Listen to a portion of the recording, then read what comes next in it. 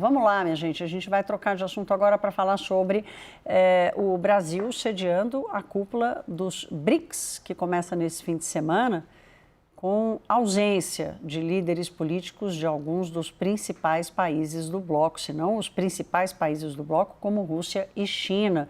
Com esse palco esvaziado, o grupo está enfrentando dificuldades para definir, afinal de contas, qual é a sua agenda. Vamos ver na reportagem. Xi Jinping e Vladimir Putin não virão ao Rio de Janeiro participar das reuniões. China e Rússia mandaram representantes para substituir os chefes de Estado nas tratativas. O líder supremo do Irã, Ayatollah Ali Khamenei, e o presidente do Egito, Al-Sisi, também não comparecerão. Com a falta das principais lideranças políticas, a cúpula do BRICS perdeu força e terá mais dificuldade para tratar de temas mais duros, como os conflitos globais e mudanças no Conselho de Segurança da ONU. O bloco entende que a atual estrutura da organização não representa o interesse da maioria das nações, negligenciando países em desenvolvimento durante negociações de paz. O presidente Lula, inclusive, criticou a inação das Nações Unidas em guerras ao redor do mundo. Há muito tempo eu não via a nossa ONU tão insignificante como ela se apresenta hoje. Uma ONU que foi capaz de criar o Estado de Israel não é capaz de criar o Estado palestino. As discussões anunciadas até o momento devem envolver inteligência artificial e o financiamento climático. Lula deve manter um tom conciliador na relação dos países do BRICS e com o resto do mundo, evitando conflitos com os Estados Unidos e outras potências do Ocidente. O objetivo é reforçar o bloco como um guardião do multilateralismo, em contraponto justamente à guerra comercial promovida pela Casa Branca. O presidente americano Donald Trump já criticou anteriormente o grupo, especialmente pela discussão da criação de uma moeda alternativa ao dólar. Trump ameaçou a imposição de tarifas ao bloco se o tema for para frente. Nesta sexta-feira, Lula voltou a tratar sobre a possibilidade e criticou o protecionismo na economia global. E é por isso que a discussão de vocês sobre a necessidade, de uma nova moeda de comércio é extremamente importante. É complicado, eu sei. Tem problemas políticos, eu sei. Mas se a gente não encontrar uma nova fórmula, a gente vai terminar o século XXI igual a gente começou o século XX. E isso não será benéfico para a humanidade. Mas começo com você. O Lula não consegue, não se aguenta, né? Ele precisa falar dessa coisa da moeda e afrontando não, porque imagina, ele é presidente da República, mas cutucando com vara curta a onça do Donald Trump, que já disse que se vierem com esse papinho, ele vai tacar tarifa nos países. Como é que você está vendo o BRICS? O presidente Lula chamou a ONU de está passando um momento insignificante. E o BRICS nessa geopolítica? Gente, parece uma brincadeira. Começa pelo lado de que quando teve o ataque dos Estados Unidos ao Irã, o Brasil foi absolutamente incisivo em taxar que foi um ataque, repudia veementemente o ataque, mas não falou nada em relação à ocupação da Ucrânia pela Rússia, não fala nada em relação à Venezuela, e ainda fala da irrelevância da ONU. E depois fala que se nós não tivermos uma moeda, nós vamos ficar para trás como se fosse o quê? Então quer dizer que eu vou fazer negócios agora com reais iranianos, como a gente já discutiu aqui algumas vezes, que era a conversa. Veja, fazer transações com as nossas moedas seria muito interessante se todo mundo aceitasse o real. Mas acontece que eu exporto 3 bilhões de dólares por ano para a Arábia Saudita, quase 1 bilhão de dólares para a Etiópia, 4 bilhões de dólares para a Indonésia e 3 bilhões para o Irã. Eu vou receber essas moedas em pagamento? Não, eu vou receber em dólar. Quem vai receber é o Banco Central. Bom, então o Banco Central vai fazer um portfólio de birres etíopes e reais iranianos. É isso que nós estamos conversando. E isso acha que seria uma maneira de chegarmos com novo ponto no século XXI e não ficar como no século XX. Não é por esse lado. O grupo dos BRICS, ele se profanou de certa maneira colocando o Irã. E isso, muitas vezes, eles tentaram se vender como não sendo um grupo anti-Ocidente. Ora, a Rússia e o Irã é o quê, então? Como é que a gente pode entender isso? Os BRICS estão se formando dessa maneira. E o Lula vai justamente falar da ONU. Então, os BRICS, e como ele fala, parece que são duas medidas para dois assuntos semelhantes. Então, eu não acho que os BRICS seria, dessa maneira, um ponto a ser levado em consideração. E uma coisa de Trump também, de querer colocar tarifaço de 100%, se tiver, é aquela coisa que a gente fala até em inglês, pick up your fight. Escolha as suas brigas, Trump. Claro. Isso não vai acontecer. Não vai acontecer. Então, eu acho que é um tempo muito longo isso para que isso aconteça, para uma nova moeda que não seja o dólar, Thaís. Não, é quase que um sonho, né? Agora, Cristiano, o Lula tem, nesse papel dele internacional, ele tem uma expectativa de um protagonismo político para agradar as suas bases aqui no Brasil, né? De se colocar como esse protagonista do diálogo internacional. Como é que você enxerga esse papel dele com esse discurso e esse posicionamento, ainda mais numa cúpula esvaziada como a do BRICS agora? Thaís, aliás, a gente veio aí, tem essa reunião do BRICS na semana onde a The Economist publicou um artigo, né, justamente Bem lembrado. ressaltando essa imensa fragilidade que o presidente enfrenta, não apenas internacionalmente, mas também internamente, né? Então, o Lula, quando chegou a ser chamado de o cara por Obama, o Lula tenta, né, usar isso aí, o BRICS, essa reunião toda, como uma espécie de projeção mundial, mas que efetivamente ele não está conseguindo fazer, muito pelo contrário, né?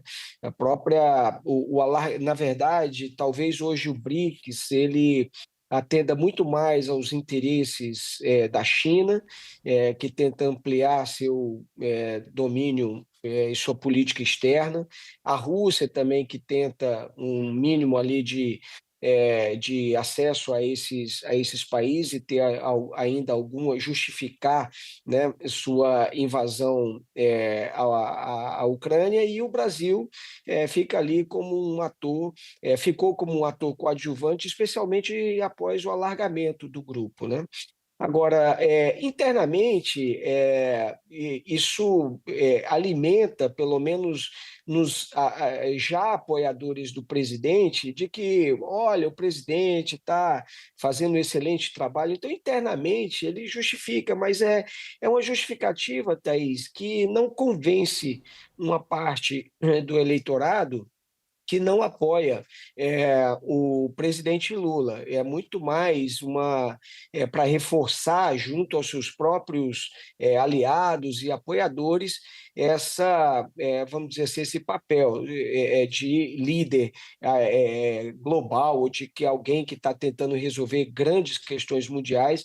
Vai dizer que até na América do Sul, por exemplo, o Lula está longe de ter uma influência na região. Ele não é visto aqui nem na região. Por exemplo, até no Mercosul ele enfrenta grande problema, grandes divergências ali, por exemplo, com a Argentina. Então, não convence essa agenda para um eleitorado que não seja esse de apoio natural ao presidente. Lorival, uma cúpula que havia muita expectativa, né? Nós aqui, inclusive do Brasil, para receber essa cúpula, enfim, até para entender como é que esse grupo está se organizando, mas no final é uma cúpula sem líderes e sem agenda. O Xi Jinping assumiu em 2013, foi a todas as cúpulas do G20, dos BRICS, menos a essa. Por quê? porque o presidente Lula convidou Narendra Modi, primeiro-ministro da Índia, para um jantar de Estado oficial. E isso não se faz em cúpulas multilaterais, porque você retira o prestígio dos outros participantes. E no caso do Xi Jinping, a China ela é adversária da Índia, né? Eles têm disputas territoriais e tem também uma disputa por projeção geopolítica na região.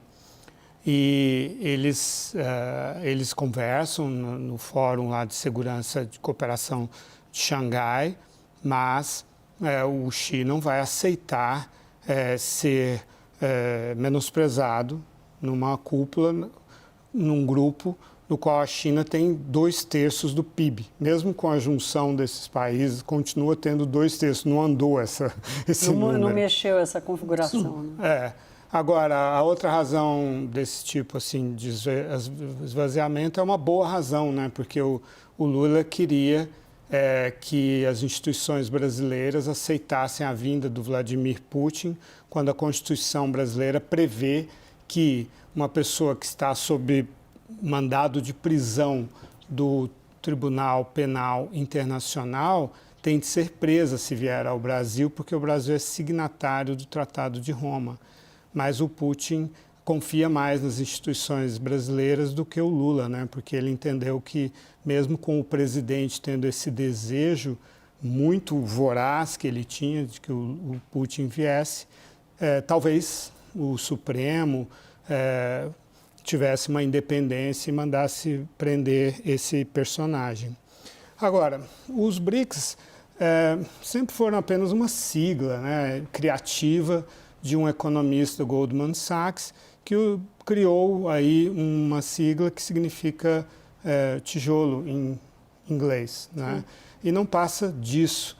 A própria pauta dessa cúpula ela é totalmente incongruente. Né? O título é Fortalecer a Cooperação do Sul Global para uma Governança mais Inclusiva e Sustentável. E o presidente Lula falou aí que a governança é a ONU voltar a funcionar. Ora, os líderes dos BRICS são os responsáveis pela ONU não funcionar.